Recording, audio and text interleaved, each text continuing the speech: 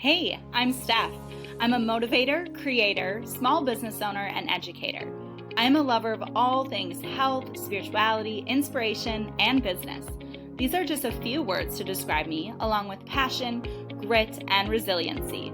Regardless of what I'm up to, I am soul-driven to create a purpose-filled life and find the advantages in adversity, all while keeping a smile on my face. Soul Driven with Steph is a podcast that will fill up your cup and leave you feeling empowered, inspired, and on fire as you listen to interviews and stories of other soul-driven and strong women that have overcome against all odds. This podcast was a calling on Steph's soul to serve, connect, and share stories of struggles and successes, all to create a community so that you know you're never alone. Grab a cup of coffee, get ready to learn, laugh, and leave with wisdom and strategies to connect to your soul and get back in the driver's seat of your life today. Here's Steph. Welcome back to another episode of Soul Driven with Steph. I am so excited about our guest joining us here today. And we've been talking about doing a podcast for a while. So we're getting it, out into the world, which is very exciting. So please welcome to the podcast, Jill O'Brien. Hi, thank you. Thanks for having me. This is super fun.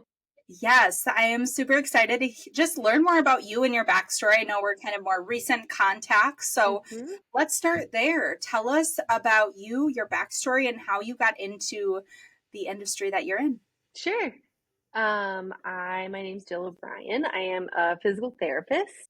My specialty is pelvic health physical therapy, and I won't go too far back, but I'm a farm girl from Iowa, and decided that I wanted to do something in the health related field when I was pretty young. My grandma was a nurse, and she was about 5 feet tall, and she had bright red hair, and her name was Florence, and they called her Fiery Flo.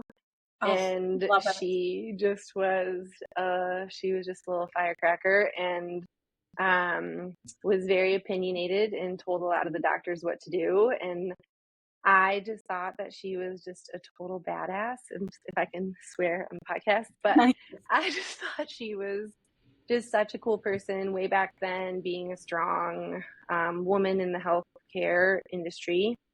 And so I kind of wanted to follow in her footsteps a little bit, but never really knew what I wanted to do. So went to college and just started volunteering and following all kinds of different people in different professions, and eventually followed a physical therapist and just fell in love with it and decided that that's what I wanted to do. So I went to graduate school. I worked for a private practice in Iowa for 4 years while my husband finished his graduate program. And then we moved to this area in La Crosse for his job in 2007. And so, always kind of knew that I wanted to do something, but wasn't really sure what. I've been a PT now. This will age me a little bit, but I've been a PT for 20 years. And even just 20 years ago, the world of PT was a lot different than it is now. You know, they kind of just trained you and educated you to go to work in a hospital or, to work in a clinic. And so at that time, I didn't really even know about pelvic health. I didn't really even think about owning my own business. And so it's evolved a ton over those 20 years. But I think I feel really lucky and really fortunate that this is kind of where I ended up. Yeah, absolutely. I love that. Just having that inspiration from your grandmother, and then, just like figuring out which aspect of the wellness medical field that you wanted to be in. So how long have you had your own practice, and what got you into that journey of being a small business owner yourself? Yeah. So I have technically had O'Brien Physical Therapy and Wellness since 2016. I worked for a private company in Iowa, and they are really, they're still mentors of mine to this day. And I worked for them for about 4 years, like I said, while my husband was finishing his degree. And they were the ones that kind of gave me the private practice bug. They kind of showed me that there was a different way that we could do things and a different way that we could treat patients. And then we moved here. And when we moved here in 2007, there wasn't really private practice. We have two huge, amazing healthcare institutions in a town of, 50,000 people. And so they're just private practice wasn't really sustainable at that point. But I kind of always had this hope and this dream to do that. And I would say for a while, I kind of just thought that I had to get over it and kind of push it aside. But I think it was always in the back of my mind. Then without getting too far into it, the insurance world shifted, the insurance industry shifted. And I have these two pretty specific specialties of dry needling and pelvic health. And so I kind of saw this opportunity to maybe give it a try. So I started an LLC in 2016 and started seeing patients in the sunroom of my house and started seeing like friends and friends of friends. And then it just kept kind of growing on its own and kept snowballing. Rented a space and then finally had to make the decision as to whether or not I was going to leave my, real kind of big girl job, which had a lot of security and really great benefits. And, I had to make the decision as to whether or not I was going to just really go off on my own and try this 100%. And I did. And that was in 2018. So, OPTs existed for about 8 years, and I've been on my own, 100% on my own for about 6. Amazing. So you kind of followed that intuition, dipped your toes in the water a little bit. So you had this private practice and a full-time job for those first 2 years.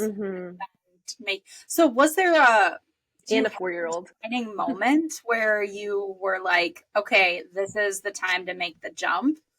Into full-on entrepreneurship? Yeah. One I think was just out of pure necessity, I can't do both of these. And I had a 4-year-old at the time. I can't do all of this well. And I think that was one of the biggest challenges for me was that I felt like I was, kind of just surviving in all of these different worlds. And I really had to make the decision. And also the job that I was at, I worked for the hospital here for about 11 years, and they were fully aware of what I was doing. And most of my colleagues were very, very supportive. And so at some point I just realized that, I kind of had to make the decision. I couldn't keep doing that forever. And so luckily my husband was supportive and realized that that was really where my heart and my true passion was. And so he was very supportive, and I decided to try it. And, I think maybe we all have a little bit of an ego and don't want to fail.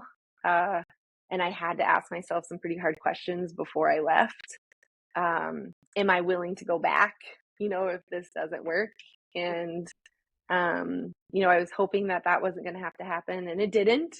But I did have to be willing to kind of swallow my pride and go back if I needed to, because I had a family and, I wanted to help support our family as well. And so, but luckily it worked and it just kind of kept organically growing on its own. So yeah, I feel pretty lucky. Yeah, that's amazing. So what would you say, you mentioned your specialty in pelvic health and dry needling. Is that sort of the client that you tend to serve now in this setting that you have built for your business? And what does that look like? We have a primarily female audience here. I think that that really is your ideal client of who you want to serve. And how have you kind of formulated those specialties into what you are really passionate about and what you do on a daily? That is definitely my primary patient population, is women's health and pelvic health. When I first started as a PT, I definitely thought I was going to be a full-blown sports med PT. We had, 3 hours of pelvic health training in grad school. And I can just remember thinking to myself, like, oh my God, why would anyone ever want to do this at all? So I had my first job and I was the only female in that private practice in that clinic. And the person whose position I took after she left had already developed a pelvic health patient population. And so my employer said, hey, you're also going to do this. And I was not very receptive initially. But I did start doing it and I immediately fell in love with it. And then just continued to develop that part of my practice, continued that part of my practice when I worked at the hospital here, and then really just made the decision during that time that this was really, really what I loved and kind of really what I'm the most passionate about. And so I would say 75% of my patient population is pelvic health. And then I still dabble a little bit in orthopedics and dry needling. I have 3 other providers that work here with me now, and they have started to take on most of the orthopedic population so that I can really just focus on pelvic health. And so, yes, the woman during the, perinatal transition, perimenopause, menopause transition, that's really, really where my passion and my heart lies for sure. So there is a lot of, I would say, noise in the healthcare industry about, right and wrong and traditional medicine and more maybe holistic. Where do you lie in that gray area? How do you best serve your clients? And, the experience that you give them, how is that different and what sets you apart as being unique as a PT? Yeah. I love that question because I honestly think all of the noise is great. I love it because people are getting fired up about it, and I think it makes everybody better. I think it's going to make conventional medicine better. I think it's going to make functional medicine better. I think it's going to make the patient better at being their own advocate. And so I probably find like my foundation is definitely conventional medicine. And I believe in it. I still refer patients into the conventional medicine world.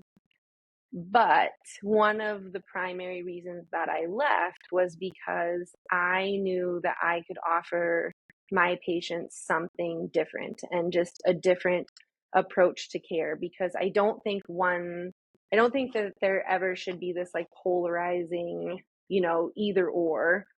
I honestly feel that we need to listen to our patients and we need to let them be the driver in their care and not try to fit them into either system.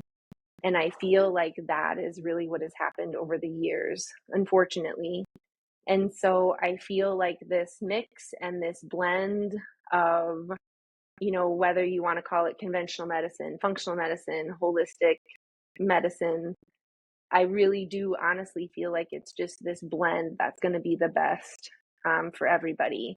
We need hospitals, we need pharmaceuticals, we need medications, but we also need a holistic approach. We need to be listening to our patients and realizing that, their shoulder pain doesn't necessarily just have to be a muscle and a bone and a joint. It's about inflammation. It's about what your gut is doing. It's about your stress level. It's about how you're sleeping.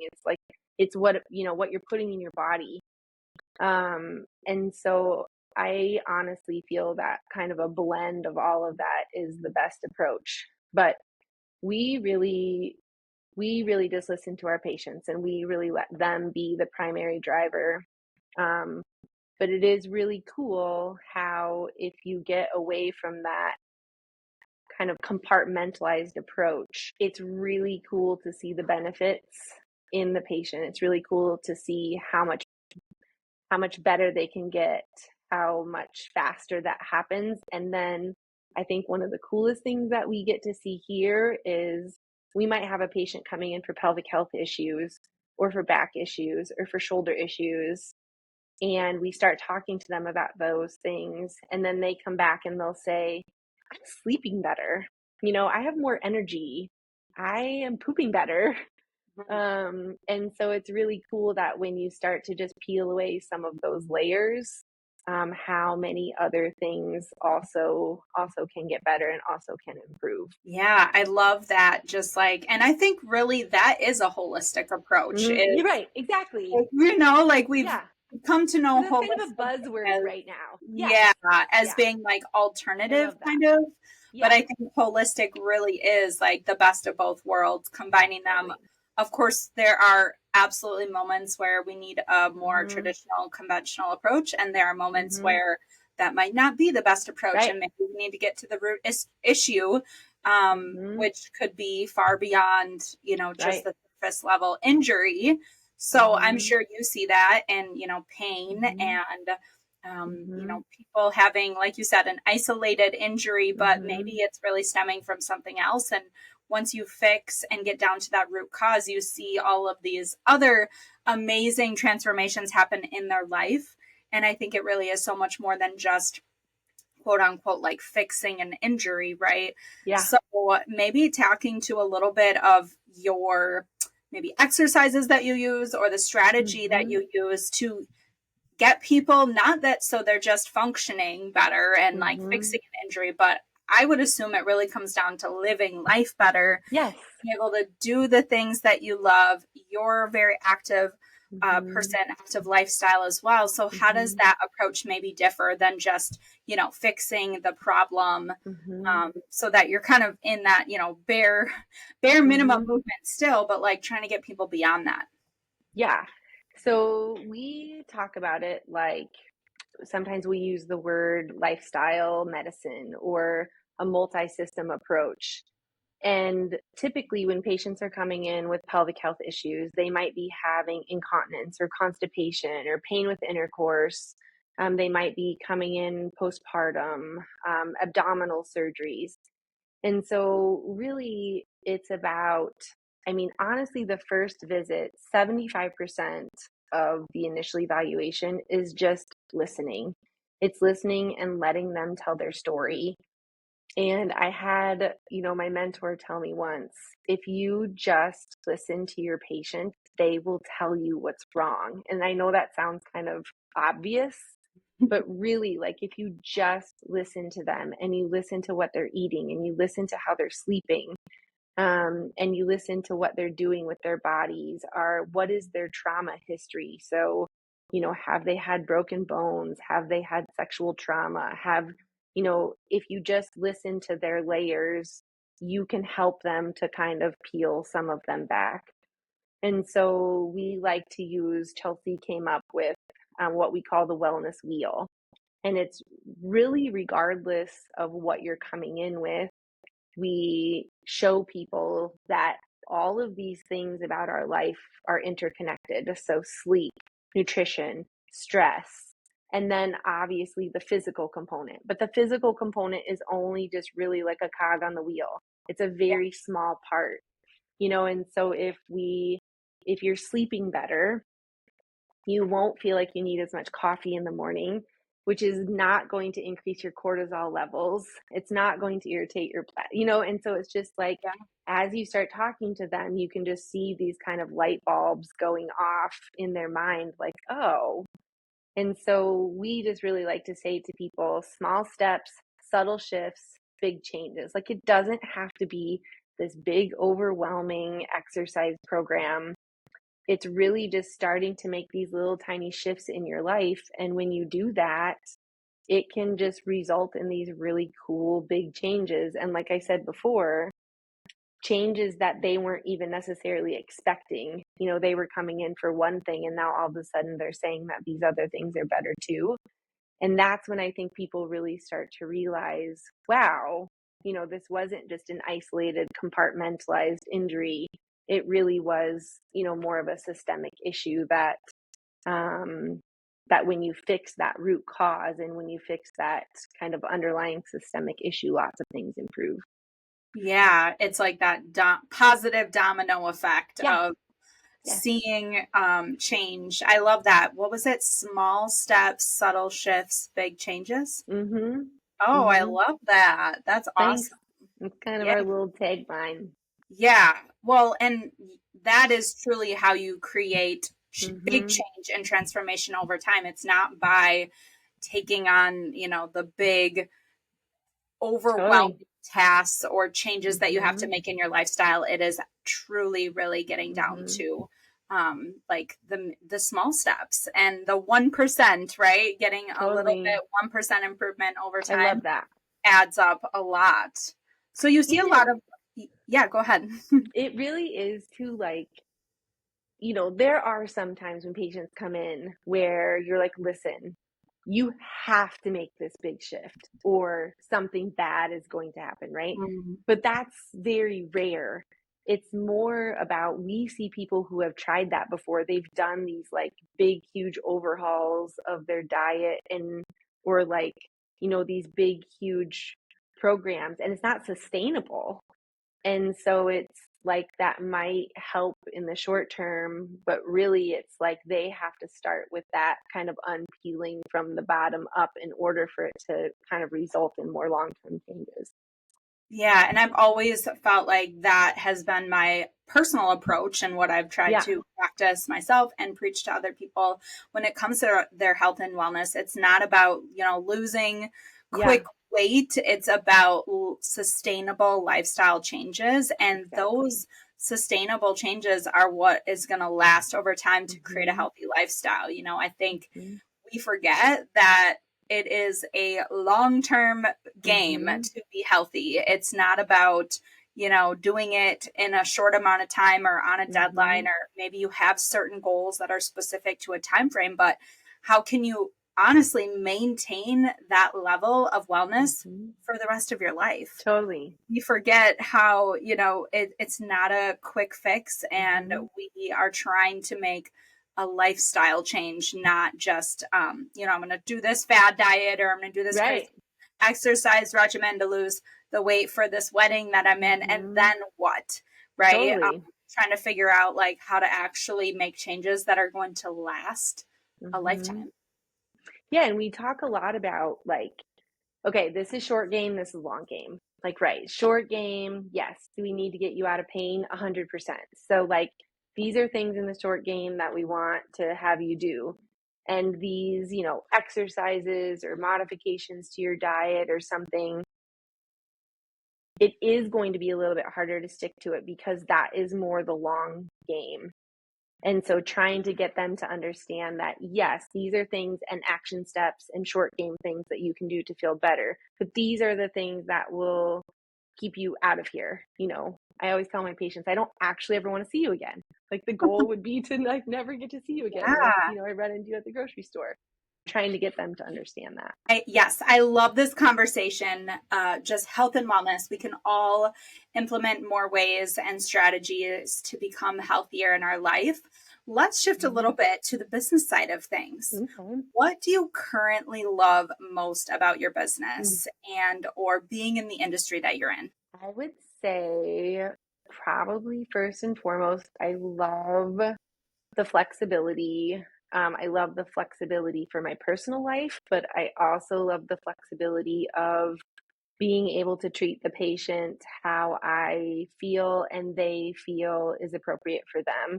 I think that was one of the things that I kept running into in my last job was I really felt restricted. I felt like my hands were tied a lot of times. There were times where um, I'll try to be PC about it. There were times where it was, um, I was directed to not maybe talk to my patients about nutrition, and I was like, okay, I'm talking to my patients about peeing and pooping. Like, how can I not talk to them about what they're putting in their mouth? Right.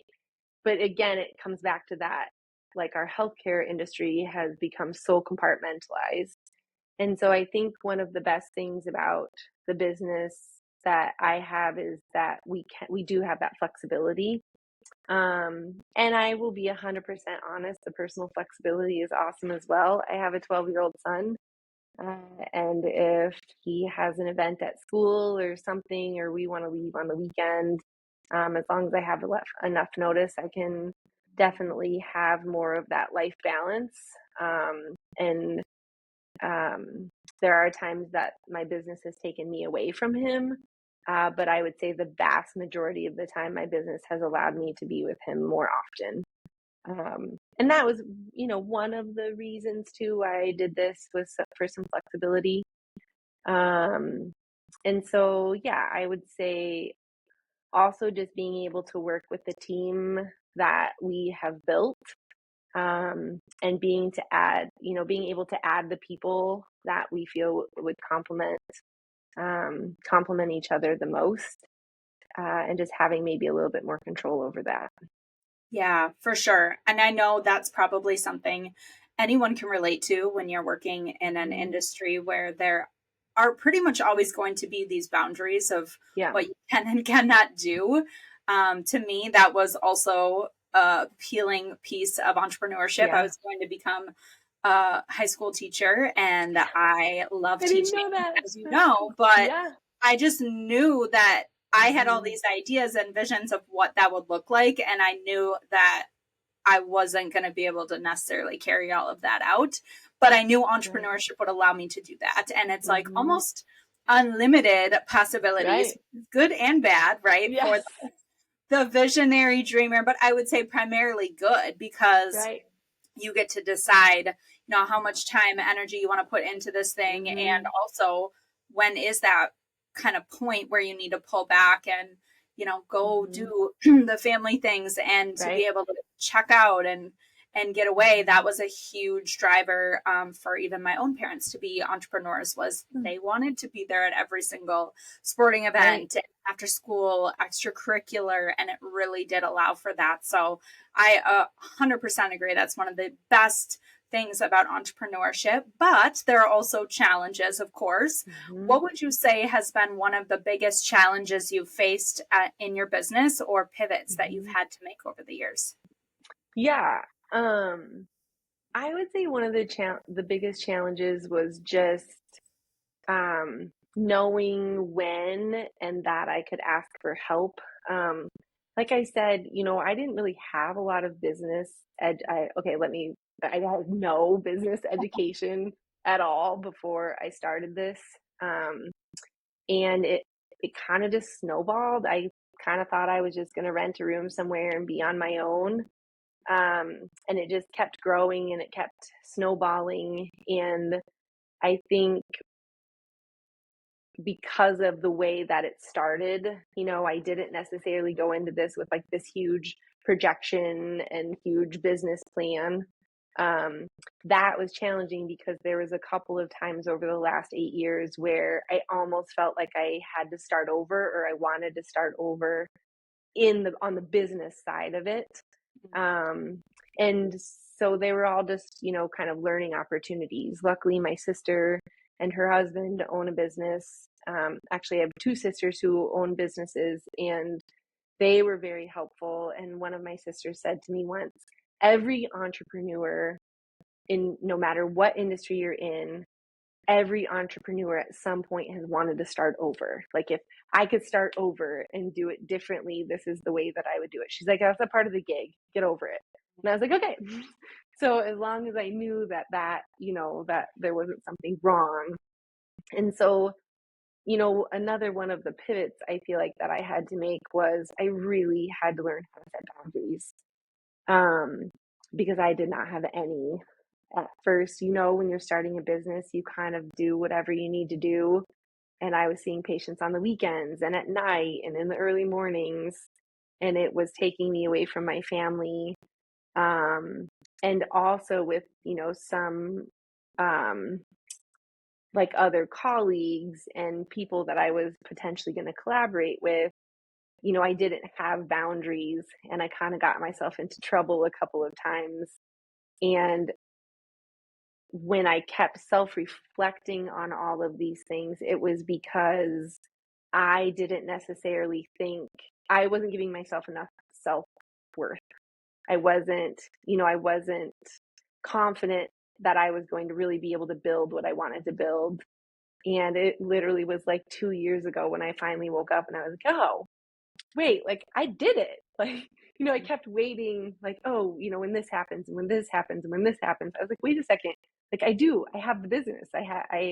I'm doing it. And I think it took a while for me to realize that it worked and that I am actually doing what I wanted to do. And so I do think probably one of the biggest challenges was setting boundaries, and really being a little bit selfish, maybe, which is not in my nature, and realizing both personally and professionally, like trying to find those boundaries and really making sure that I take care of myself and I take care of my people. Yeah, I agree. And I think that being a service-based industry, Yeah, especially when you're first starting and you're trading time for yeah, dollars, it's really easy to overlook boundaries in the beginning because, like you mhm, said, you're just trying to get clients and you're trying to build a totally. practice, build, a business, and Hmm. eventually you realize that that's not a Hmm. sustainable way, and now you have to put in some boundaries. And I think that is something that almost every entrepreneur Hmm. goes through, and then you start to Right. increase the value of your time and Hmm. your knowledge and your expertise as you gain years of experience. So I think just Hmm. that self-reflection and stepping back every year or more Yeah. often to be like, okay, here's where I'm at right now. What is the next vision? Or Hmm.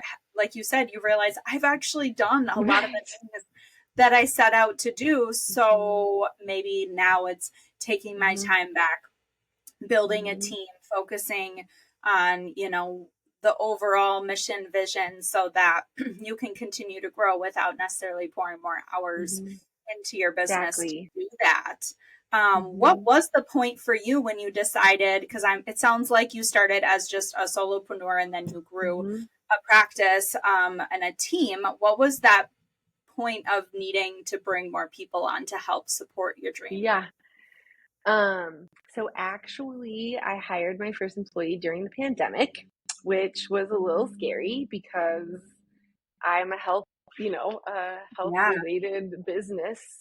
And we were in the start of a global pandemic, having no idea what it was or what it was going to turn into. But I had a student at the time and realized within, 3 days of her starting her 7 week rotation that I wanted to hire her because she was amazing. And just realizing that, I had a 6 week waiting list. I was by myself. I didn't have any front office help. I was just renting a room and just realizing that I was kind of running out of steam and running out of time to be able to offer this service to my patients. And so she came on board and she's been fantastic. So she's been with me since 2020. And then the two of us kind of shared a room for a while, back and forth, splitting days and times. And then that we kind of navigated that for about a year and a half before I realized, okay, if I'm going to do this, I think I need to expand. And so 2 years ago in 2022, still in the middle of the, pandemic, we decided to expand. And so we went from just one room that we were renting, to our clinic space that we're in now. And so it's 1,700 square feet. We have a little gym space. We have 3 treatment rooms. And knowing that I wanted to maybe get something a little bit bigger than what we were maybe comfortable in at that spot at that time, in hopes of being able to grow. And so then it was really just, there was people that wanted the care, and so I kind of had to give them the providers that were able to offer them that. And so we now have 3 providers, and an office manager that work here. So four of us, so 5 of us total. That's awesome. In four Yeah. years to be able Yeah. to build that team out. And Yeah. it's scary to like It's bring people terrifying.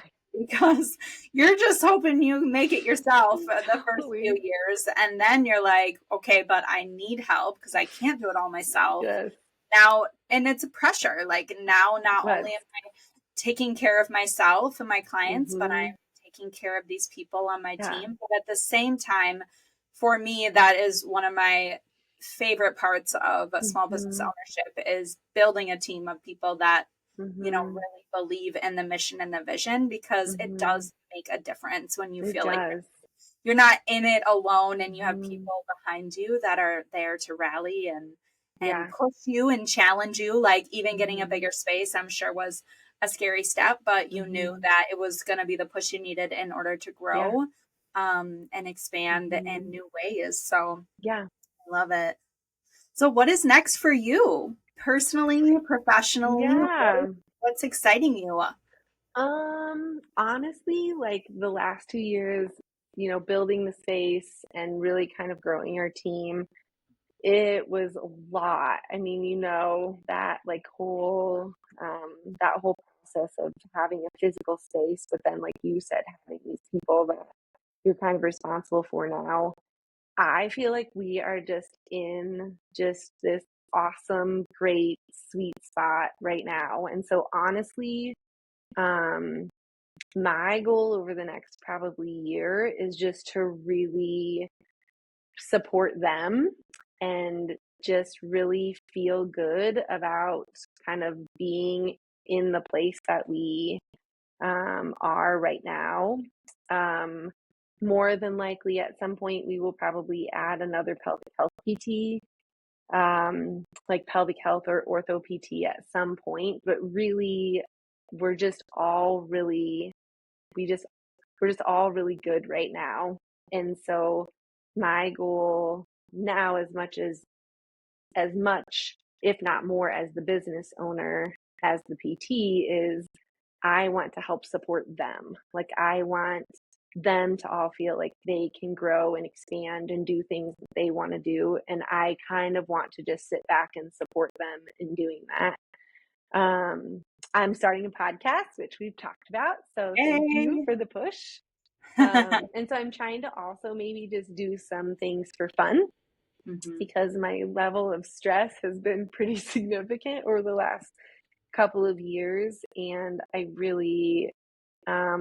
have a 12-year-old. And so I really kind of I am really enjoying the space that we're in right now. And so maybe over the next year, trying to do things a little bit more for joy and doing a little bit more out of passion versus, the last couple of years have felt a little bit more survival mode ish. And so we're just killing it right now and having a really fun time. And I kind of want to support my team so that can continue. That is amazing. Congratulations, by the Thanks. way, to not only reach that point of stability, Mm-hmm. but to acknowledge it, because we definitely have a tendency as entrepreneurs Mm-hmm. and small business owners to not only always be looking for the next big, typically big Mm-hmm. thing, but to kind of create chaos Yes. when there doesn't need to be any. And it's Amen. it's an interesting paradox between like knowing when things are good and you've reached Mm-hmm. stability and actually like allowing yourself to Mm-hmm. stay there, right? And then, Mm-hmm. like you said, maybe stepping back, taking advantages of the rewards, the Mm-hmm. work you put in, the benefits of small Yeah. business ownership and the flexibility and freedom Mm-hmm. without feeling this guilt, Yes. that we always need to be driving forward and more and bigger, Mm-hmm. and it's very false. Mm-hmm. But I think that's a cultural thing, and it's a definitely an entrepreneurial Mm-hmm. mindset. It is. But like to just say I am very content where I am right Mm-hmm. now, and Mm-hmm. of course we always want to be growing and learning Right. and Exactly. improving, but it doesn't always need to come at the cost of chaos and Exactly. our lifestyle. So I really love that. I love that you are in that place. I feel like Mm-hmm. I'm in that place right now too, even though my life is about to get shaken up Yeah. completely. Little um chaos coming. but I'm ready for it. Like I feel like I've really had a good amount of time and stability, and in those seasons of stability is when we actually get to create the systems and the processes and the support for our business, which is what you're doing, pouring back into your team, right? Mm-hmm. So that they're when that next, kind of wave comes or big change or growth or chaos happens, like it doesn't need to be as chaotic as it Yeah. could be, taking that time to really not only soak it in, but getting into stability. Like that is what we should be striving for in small business ownership. Love it. Love it. Yeah, absolutely. So one of my favorite questions to ask is, what are you most proud of about yourself? Ooh. Yeah, that's hard to ask. I would say, honestly, my husband and I, so we just went on a very big, long road trip with my husband and son and I. And my husband and I had these cards that my sister gave us. They're like relationship cards. Hmm. And my son was sitting in the back with his headphones on. And so we were like going through some of these cards. And one of the cards, part of the question, I don't remember the exact question, but something was about your occupation and your identification. Like, does your job define you? And it was something about that. And so we went back and forth and were answering it. And I said, you know what? I used to, before I really opened my own business, I feel like I was really proud of being a PT. Like, it's really hard to be a PT, and it took a lot of school, and it was really expensive. And I had a lot of pride in being a PT, especially a pelvic health PT. And not that I'm not proud of being a PT anymore, but like I'm really, really, really proud to be a female small business owner. And like we just don't talk about that. We don't, we don't pat ourselves on the back very much. And so I do feel like what you have created with the sister circle is so freaking cool, because you're allowing that space for like people to pat each other on the backs, right? Because I feel like we need that so much as women. And so, I said that to him. I said, I actually think I'm more proud to be a female small business owner and have done it 100% completely on my own, starting from zero, than I was even going through grad school and becoming a PT.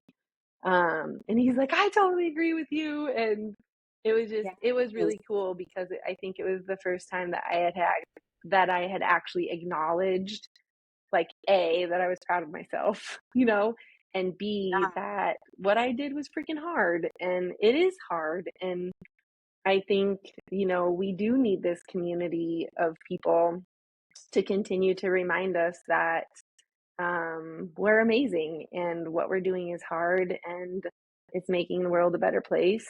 And I think the more we can support each other, the more that's just going to continue to grow. Yes, 100%.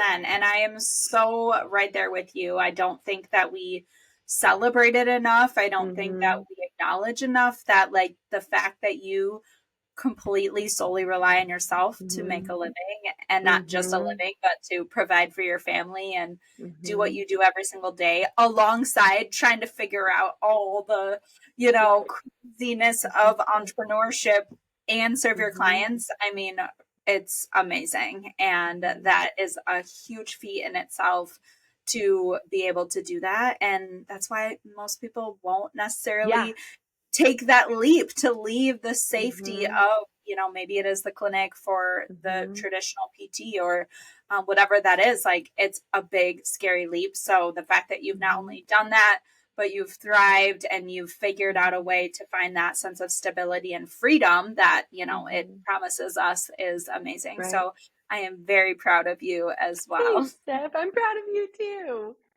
Well, thank you. This is, yes, how we continue to support each other, cheer each other Mm-hmm. on. And I am at my final question, which is, Okay. what drives your soul today? What do you get up for each morning? You know, personally, I would say, I know this is totally cliche and totally cheesy, but honestly, um, when I wake up in the morning, like my goal is just to be like the best mom that I can be.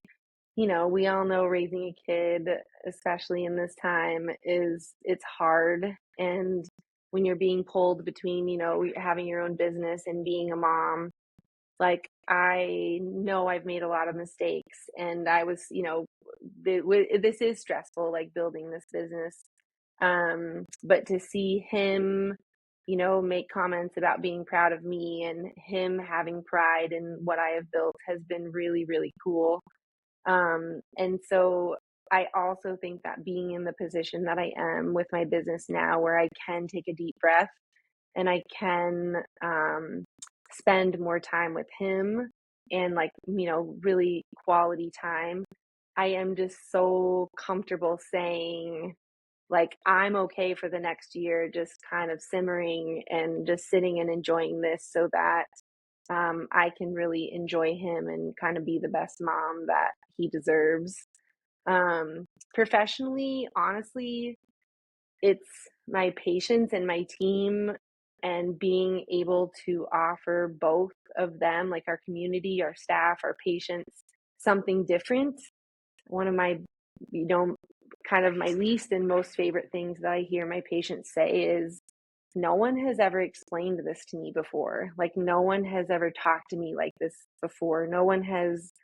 Why has nobody told me this before? Which makes me sad, right? That it has taken this long to get there, but also that we're the ones that are offering that to them. And so just really being able to offer our community and our patients something different that they can hopefully I love use that. in their life to make long-term changes. Well, this has been such an inspiring conversation. I have loved chatting with you, Jill. Me too, For our Steph. listeners that would love to learn about you, what you do, follow along your journey, where can we find you? Yeah. So our clinic's in La Crosse. We're on State Road in La Crosse. They can also, we have a website, o'brienphysicaltherapy.net. We're on Facebook and Instagram. It's O'Brien Physical Therapy. And so they can really follow us or find us on the website, or they can stop by too and see the clinic. But yeah, we'd love to answer any questions that anybody has. Awesome. Thank you so much. Thanks, and until Steph. yes, keep following what drives your soul. Thank you so much for joining us for another episode of Soul Driven with Steph. If you enjoyed this episode, be sure to share it out with someone else who needs to hear this message. Don't forget to subscribe to the podcast so that you know when new episodes drop. And until next time, be sure to take care of your mind, your body, and your soul.